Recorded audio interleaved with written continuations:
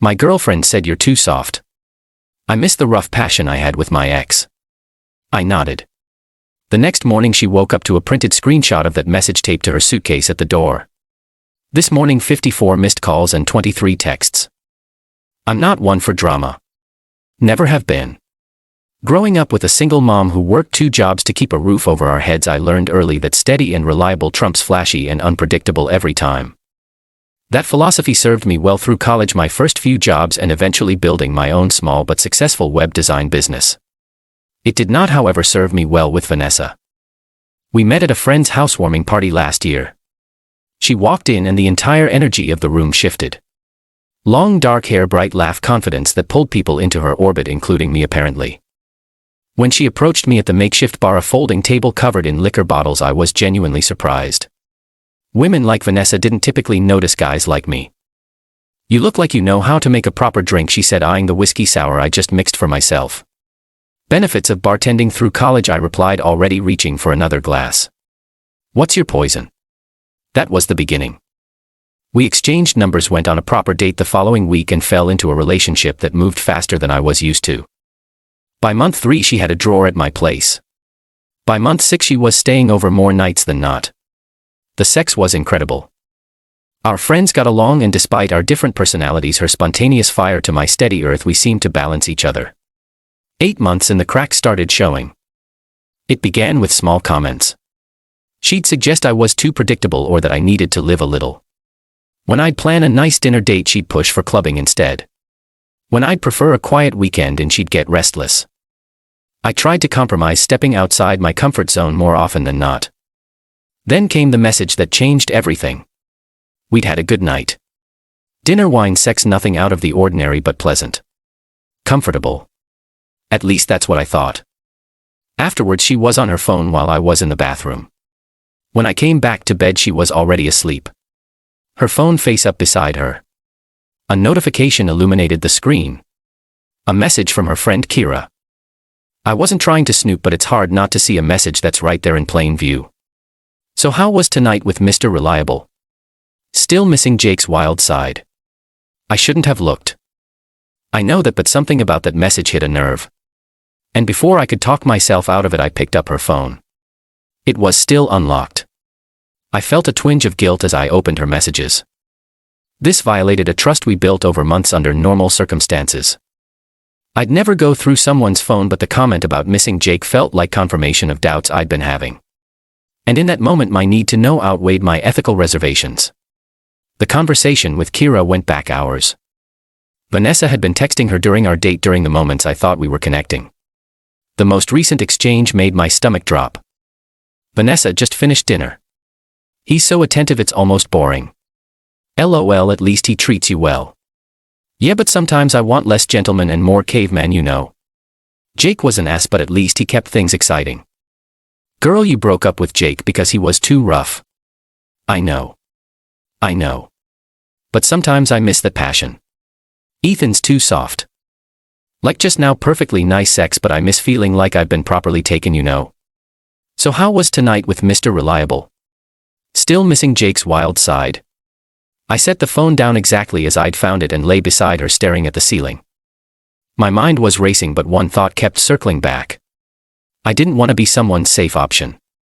Their reliable plan B while they fantasized about their exciting ex. I didn't sleep much that night. By morning I'd made my decision. While Vanessa was still sleeping, I quietly got up, took screenshots of the conversation and sent them to my email. Then I went to my home office, printed them out and gathered her things. Not just the items in her drawer, but the makeup in my bathroom, the spare charger she kept by the couch, the extra clothes in my closet. Everything went into her weekend bag, which I placed by the front door with the screenshots taped to it, highlighted for emphasis. I left a note on the kitchen counter. I deserve someone who wants what I offer, not someone who settles for it. Don't contact me again. Then I left to get breakfast and give her space to leave with dignity. I texted my buddy Mike to meet me at our usual diner. I needed normalcy, and Mike, with his decade-long marriage and 2 kids, was as normal as it got. After breakfast I couldn't face going home yet, knowing Vanessa might still be there or might return while I was there. I decided to drive to the coast for a few hours, something I often did when I needed to clear my head. The 2-hour drive each way plus some time walking on the beach would give plenty of buffer. It wasn't just about avoiding confrontation. I genuinely needed space to process everything. When I told him what happened, he nodded slowly. That's cold man, effective but cold. What would you have done? Confronted her.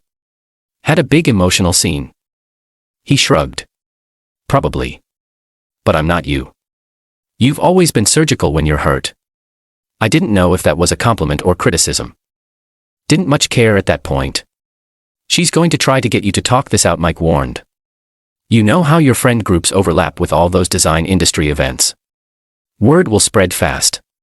He was right. Vanessa and I had met through interconnected professional circles. Her PR firm often worked with creative agencies that collaborated with my web design business. We shared many mutual friends and professional contacts. A messy breakup would have ripple effects beyond just our relationship. By the time I returned home 3 hours later, Vanessa was gone. So was her bag. The note remained on the counter now with her house key placed on top of it. I thought that would be the end. Clean break, lesson learned, move on. I was wrong. The calls started that evening. First one, then 3 in a row, then a barrage that I sent straight to voicemail. Text messages followed, evolving from confusion to anger to pleading. We need to talk about this. You went through my phone. That's a violation of privacy. Those messages weren't what they sounded like. Please call me back. This is so unlike you. I'm sorry if I hurt you. Can we please just talk? I didn't respond to any of them. The next day brought more of the same plus a new development. Kira called. When I didn't answer, she texted, look, I know you're pissed and you have every right to be. But V is a mess. What she said was stupid girl talk. She really cares about you. I blocked Kira's number too. By day 3 the missed calls had reached the 20s. Vanessa showed up at my apartment that evening, but I wasn't home. I'd started staying at a hotel after she showed up unannounced the previous night while I was there. That confrontation had been brief but intense, with her demanding explanations and me firmly asking her to leave. After that I decided a few nights at a nearby hotel would give things time to cool down. My neighbor texted that she'd sat outside my door for 2 hours on the second attempt. On day 4 she emailed me. Ethan, I know you don't want to talk to me and I understand why. What I said to Kira was thoughtless and hurtful. The truth is I do sometimes miss the excitement of toxic relationships, but that doesn't mean I want that again. What we have is so much better, stable, trusting, real. I was just having a moment of stupidity. Please don't throw away everything we've built over one dumb conversation. I miss you. I miss us. I read it twice, then archived it without responding. By the end of the week I had 54 missed calls and 23 unread text messages from Vanessa, plus a handful from mutual friends who'd been recruited into the effort to get me to talk to her. I changed my number that weekend and gave the new one only to family and close friends, with strict instructions not to share it. I considered blocking her email too, but decided against it for practical reasons. We had several shared professional contacts and I wanted to maintain at least one channel for any absolutely necessary communication about work-related matters. Instead, I created a filter to move her emails to a separate folder that I'd check only occasionally. 2 weeks after the incident, I was finally back in my apartment and settling into a new routine. Work, gym, occasional drinks with friends who hadn't taken sides in what had apparently become quite the dramatic split in our social circle. As Mike had predicted, our breakup had forced many mutual friends to choose sides, with some blaming me for the heartless way I'd ended things while others supported my decision to maintain a clean break. I was starting to feel like myself again when there was a knock at my door. It wasn't Vanessa. It was Jake. I recognized him from photos I'd seen, tall, tattooed, with the kind of confident smirk that probably got him both into and out of trouble regularly. I tensed, ready for I don't know what, a confrontation. A fight. Instead, he held up his hands in a peaceful gesture. Look, man, I'm not here to cause problems. Can we talk for 5 minutes? How did you even find my address? I asked, suspicious. LinkedIn. He said simply, your business address is listed on your profile. I took a chance. It might be your home office too. It wasn't hard to figure out. That made sense. I did run my business from my apartment and my professional address was indeed publicly available. Against my better judgment, I let him in. He declined my automatic offer of a drink and got straight to the point. Vanessa asked me to talk to you. Of course she did, I replied, not bothering to hide my annoyance. I told her I wouldn't try to convince you to take her back. That's not why I'm here. That surprised me. Then why are you here?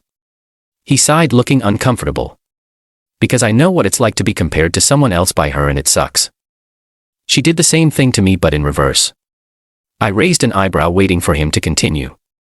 When we were together, she'd talk about her ex before me. This intellectual type who'd take her to museums and poetry readings said I wasn't stimulating enough mentally, made me feel like some dumb brute. So why are you telling me this? Because it's a pattern with her. She always wants what she doesn't have when she's with someone gentle. She craves intensity. When she's with someone intense, she craves gentleness. Nothing is ever enough. I absorbed this, recognizing the truth in it. Again, why tell me this? Honestly, because you seem like a decent guy who's beating himself up right now thinking you weren't enough. You were. You are. She's the one with the problem. After Jake left, I sat for a long time thinking about what he'd said. It didn't make me want Vanessa back. If anything, it confirmed I'd made the right call. But it did help dissolve some of the lingering doubts about whether I could have been more for her somehow. A month later, I ran into Kira at a coffee shop. She looked surprised to see me, then guilty. I owe you an apology, she said after an awkward greeting.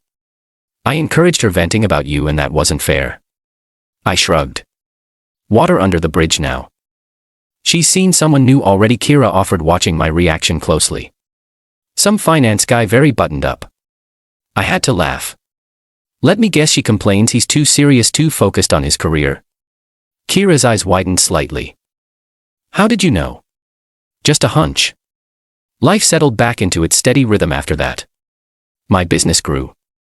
I dated casually, but nothing serious. And the whole episode began to feel like a distant memory. Then 6 months after our breakup, I got an email from Vanessa. It was short and surprisingly not asking for anything. I've been in therapy. Turns out I have some issues with self-sabotage and grass is always greener syndrome. You were right to leave the way you did. It was the wake-up call I needed. I'm not asking for another chance. I know that ship has sailed. I just wanted you to know that you helped me realize I needed to change. So thank you. I hope you're doing well.